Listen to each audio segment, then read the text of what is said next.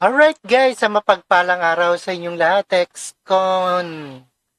Ayan, si ex-congressman Arnie Tevez nilipat na sa National Bilibid dito sa Muntinlupa City.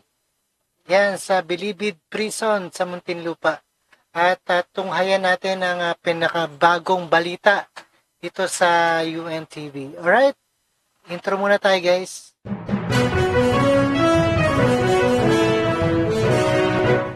Alright, ex-congressman Tevez nilipat na sa National Bilibid Prison sa Muntinlupa.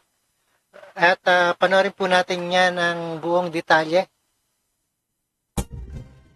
Nailipat na sa National Bilibid Prison sa Muntinlupa City si dating Congressman Arnulfo Tevez Jr. kung saan siya pansamantalang ikukulong.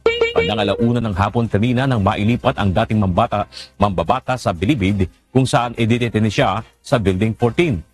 Tiniyak naman ng National Bureau of Investigation na hindi bibigyan ng anumang VIP treatment sa kulungan ang dating mambabatas.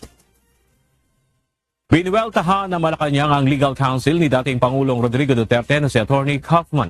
Ayan, sino kaya susunod, no? Ito ay matapos sabihin ni Kaufman na ang tunay na prosecutor ni dating Pangulong Duterte ay nasa Maynila at nakaupo sa palasyo. Tinutukoy ng legal counsel ni FPRRD si Pangulong Ferdinand Marcos Jr. Ang kay Palace Press Officer at PCO Undersecretary Claire Castro, halatang napaliligiran ng fake news peddlers ang abogado. Dapat niya ay tumutok na lamang ito sa kanyang trabaho. Well, anyway, it is very apparent and very obvious that Attorney Kaufman is being surrounded by fake news peddlers.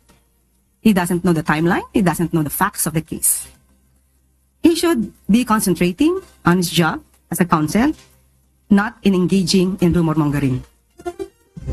Ayan, totoo kaya yun, no? Alright.